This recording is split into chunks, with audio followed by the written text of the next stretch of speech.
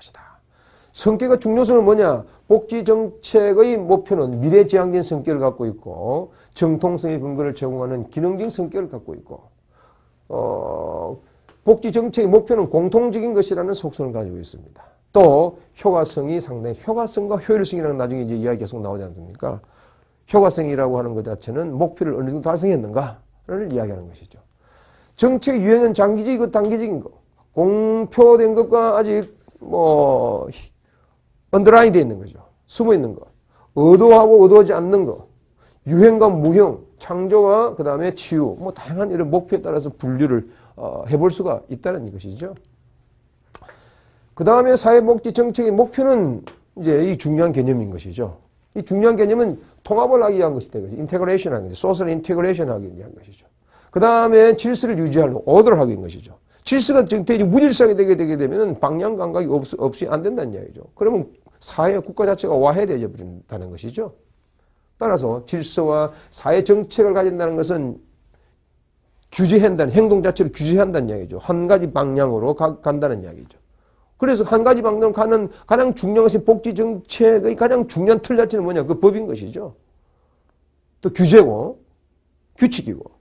그래서 지방자치단체 대통령령이라든지 아니면 지방자치단체의 장이나 아니면은 의회라든지 이런 것을 통하여서 어떤 방향으로 하자라는 규칙이 정해지는 것이죠. 경제 성장과 안정. 아까 이야기했습니다. 디플레이션 그런 상황에 있어서는 경제 성장 자체가 안 된다는 이야기죠. 그럼 어찌 됩니까? 불안정한 것이죠. 따라서 끊임없이 경제 성장과 더불어서 안정을 추구해야 되는 것이 사회복지 정책의 목표다이죠. 개인적인 자립, 인간의 존엄성을 유지하기 위한 것. 정치적으로 안정되고 소득 재분배를 하는 것은 뭡니까? 결국은 평등을 추구하고자 하는 겁니까? 이 평등 추구는 결국은 사회주의 쪽으로 가고 있는 것이죠. 그 사회주의 어떤 사회주의냐에 따라서 이제 서로 다 나눠지고 있는 것이죠. 복지국가라고 해서 어느 정도로서는 사회주의 형태를 띠고 있는 것입니다. 완전한 자본주의에서 수정자본주의가 더 수정되어졌을 때 복지국가가 되고 있는 거 아니겠어요? 복지국가는 자본주의 틀 속에서 일어나고 있는 사회주의 형태인 거죠. 이런 이야기죠. 정상화의 이념의 추구. 정책이나 문제시대 어떤 사회적 사실을 개선시키려고 하는 정책 의지의 실천이다. 팔러시라고 하는 것 자체는 다양한 프로블렘이나 밸류나 액션이 여러 형태들이 이렇게 모여서 팔러시를 구성하고 있다. 이렇게 보는 것이고, 따라서 이제 정책은 문제, 가치, 행동 지향적이다. 정책은 정책의 목표를 달성하기 위한 일련의 행동의 원칙이며 의사결정의 지침이거나 행동 방향을 나타내고 있는 선택이다.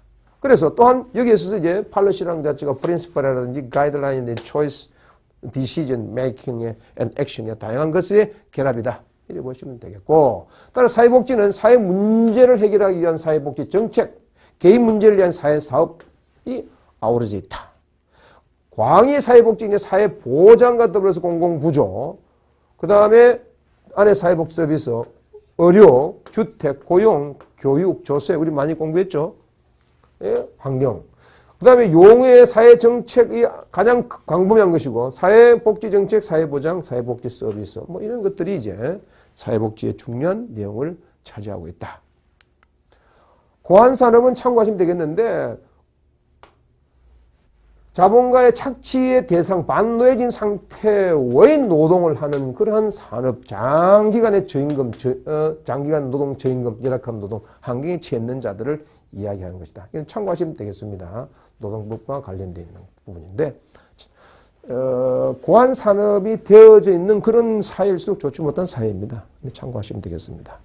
예, 강의는 여기서 마치도록 하겠습니다. 감사합니다.